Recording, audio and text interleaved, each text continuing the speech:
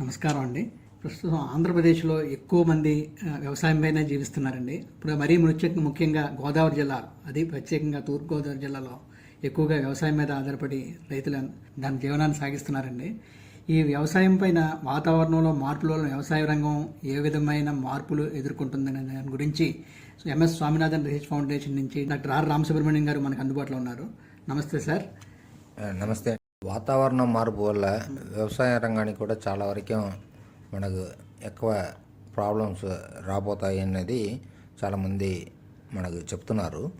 మెయిన్గా ఈ temperature rice అనేది చాలా ఇంపార్టెంట్. గ్లోబల్ వార్మింగ్ వల్ల వాతావరణంలో ఉష్ణోగ్రత క్రమంగా పెరుగుతూ ఉంది. దాదాపు ఇప్పుడు 1 or 2 degrees అట్లా పెరిగే అవకాశాలు ఉంది.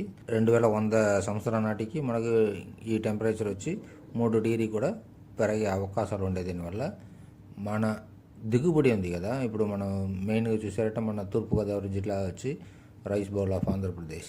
సో ఇక్కడ మన వరి వంకణాలకు చూసారంటే బాగా ఇప్పుడు దాదాపు 30 నుంచి 40 బస్తాల వరకు వస్తుంది. బట్ టెంపరేచర్ రైస్ 1 డిగ్రీ అయ్యి 2 degrees ఎక్కువ అయితే దిగుబడి తగ్గిపోయే అవకాశాలు చాలా వరకు ఉంది. అదే కాకుండా ఎక్కువ పురుగు తాకిడి కూడా వచ్చే అవకాశాలు ఉండే. దీనివల్ల దిగుబడి పైన చాలా ప్రమాదం జరిగే అవకాశాలు ఉందంటే చెప్తున్నారు. ఎవ్రీ ఇయర్ టెంపరేచర్ పెరుగుతుందని చెప్తున్నారు కదండి, దీనికి కారణాలు ఏంటంటారు? మెయిన్గా మనకు ఇండస్ట్రీస్ నుంచి వచ్చే కార్బన్ డైఆక్సైడ్, దాని తర్వాత మనం పెట్రోల్, డీజిల్ అన్నీ ఎక్కువ యూజ్ చేస్తున్నాం కదా.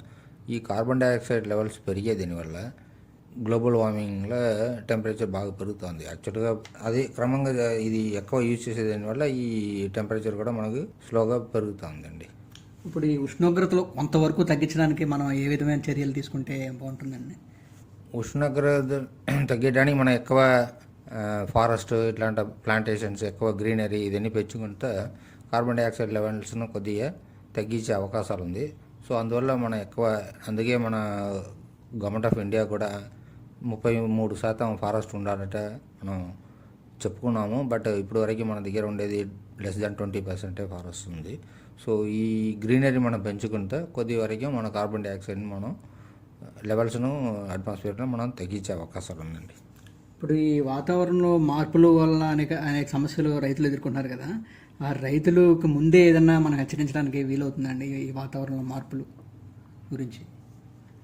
ఇప్పుడు వాతావరణం మార్పుల గురించి ఇప్పుడు చాలా వరకే మనం రైతులకు చెప్తున్నామండి. ఇప్పుడు ముందు అలర్ట్స్ చెప్తున్నాము. ఇప్పుడు సైక్లోన్స్, లేదంటే వెదర్ ఫోర్కాస్ట్ ఇవన్నీ మనం ఇచ్చే దీనివల్ల రైతులు కొద్దిగా ముందు జాగ్రత్తలు తీసుకుని కొద్ది వరకు హార్వెస్ట్ ఇట్లాంటిది కొద్దిగా సైక్లోన్ లేని పీరియడ్లో మనం చేసే దీనివల్ల వాళ్ళ కొద్దిగా నష్టాలు జరగకుండా చూసుకోవచ్చు. అదే కాకుండా ఇప్పుడు క్లైమేట్ చేంజ్ వల్ల మనం ఎక్కువ ఒకటి ఫ్లడ్స్ వస్తాయి, లేదంటే డ్రౌట్ వస్తాయి. సో ఇప్పుడు డ్రౌట్ కూడా మనకు చాలా వంకణాలు ఉంది. ఆ డ్రౌట్ రెసిస్టెంట్ ప్లాంట్స్ అది కూడా మనం యూజ్ చేస్తే కొద్ది వరకు నీళ్ళు తక్కువ వల్ల మనం ఎక్కువ దిగుబడిని సాగించే అవకాశాలు ఉందండి. ఇప్పుడు మీరు రైతులు కరువు కాటకాల గురించి ఎదుర్కొంటున్నారు కండి, దానికి కరువు కాటకాలు తగ్గించడానికి ఏ విధమైన చర్యలు తీసుకోవాలి రైతులు? యాక్చువల్గా ఇప్పుడు క్లైమేట్ స్మార్ట్ అగ్రికల్చర్ అంటే చాలామంది చెప్తున్నారు. ఇది ఏంటంటే మనం పూర్వం ట్రెడిషనల్ ఫార్మింగ్లో చేసేదే ఇప్పుడు క్లైమేట్ స్మార్ట్ అగ్రికల్చర్ అని చెప్తున్నారు. దానికి ఎక్కువ నీళ్ళు అక్కర్లేదు. దాని తర్వాత పెస్ట్ ఇది కూడా బాగా ఎక్కువ రాదు. ఎందుకంటే పూర్వం మనం చూసారట ఈ రాగి కానీ, లేదంటే మొక్కజొన్న, లేదంటే జొన్న ఇట్లాంటిది ఎక్కువ చేసేదని. దాని పెద్ద వర్షం కానీ ఇదని లేదంటే కూడా మనకు కొద్దిగా.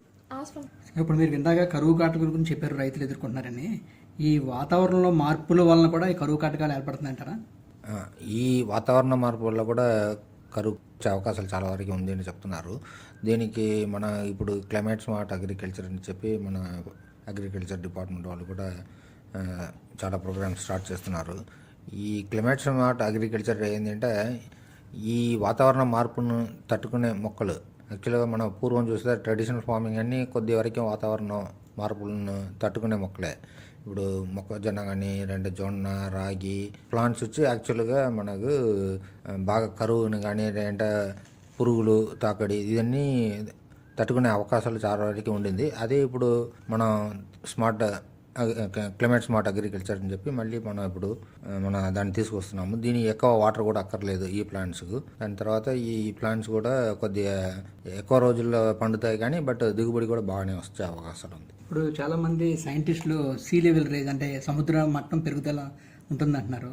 అది ఎంతవరకు ఉంటుందండి? దాని మీద వ్యవసాయం మీద ఏదైనా ప్రభావం ఉంటుందా అది పెరుగుదల వల్ల? మంచి క్వశ్చన్ అడిగారండి. యాక్చువల్గా సముద్ర మట్టం అనేది బాగా ఎక్కువ పెరుగుతుంది. ఇప్పుడు చూసారంటే ఒక్కొక్క సంవత్సరానికి చూసారంటే 2 మిల్లీమీటర్స్ నుంచి 3 మిల్లీమీటర్స్ వరకు పెరుగుతుంది అంటే చాలా మంది చెప్తున్నారు. అది కరెక్ట్ కూడా. తీరంలో ఒక 30 నుంచి 40 సెంటీమీటర్ అంటే 60 సెంటీమీటర్స్ వరకు కూడా అక్కడక్కడ తీరం మునిగిపోయే అవకాశాలు ఉంది. దీనివల్ల ఎక్కువ బాగా మనకు తూర్పుగోదావరి జిల్లా అంటే ఎక్కువ రైతులకు నష్టం వచ్చే అవకాశాలు ఉంది.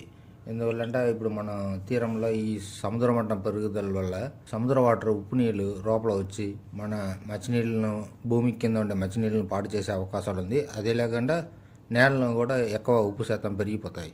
అట్లాంటి ప్లేసెస్లో మనం వేరే ఏం చేయందు కుదరదు. అందువల్ల మనం ఉప్పు శాతం పెరిగిపోవడం వల్ల మనకి పంటలు దెబ్బతినే అవకాశం ఉందంటారా? మన పంట పొలాల్లో ఇప్పుడు మనం మామూలుగా పండేదాన్ని కొద్దిగా ఉప్పు ఉంటే తట్టుకుంటాయి కానీ ఉప్పు ఎక్కువ వచ్చేస్తే అసలు ఈ మన దగ్గర ఉండే వంకనాలు అక్కడ ఉప్పు నేలలో మనం పండబట్టలేము. సో అందువల్ల ఆ నేలన్నీ వేస్ట్గానే అయిపోతాయి. అయితే దీనివల్ల రైతులు ముందు ముందు చాలా సమస్యలు ఎదుర్కొంటున్నారు అన్నమాట అండి. తర్వాత ఇప్పుడు ఈ వాతావరణంలో మార్పుల వల్ల మనకి పంట పొలాలకి చీడ పురుగులు అయి పడుతూ ఉంటాయి కదా, దానికి ఏదైనా సంబంధం ఉందంట? యాక్చువల్గా ఈ వాతావరణ మార్పు వల్ల డెఫినెట్గా పురుగులు దాకిడి కూడా ఎక్కువ వచ్చే అవకాశాలు ఉంది. కొద్దిగా కొత్త పురుగులు ఇవన్నీ వచ్చి మన ఇప్పుడు చూసారంటే చాలా వరకు గ్రాస్ కాపర్ అక్కడక్కడ వస్తుంది. వేరే వేరే కంట్రీస్ నుంచి కూడా లాస్ట్ ఇయర్ కర్ణాటకలో మొక్కజొన్నలు మొత్తం పోయింది. తమిళనాడులో కూడా చాలా వరకు లాస్ అయ్యింది. సో ఇట్లాంటి అవకాశాలు చాలా వరకు ఉంది. ఇది చాలా పెద్ద గ్రూప్ యాక్చువల్గా గ్రాస్ కాపర్ అది వచ్చి పంటలు మొత్తం నాశనం చేసింది. సో ఇది కూడా మనకు ఫ్యూచర్లో వచ్చే అవకాశాలు చాలా వరకు ఉంది.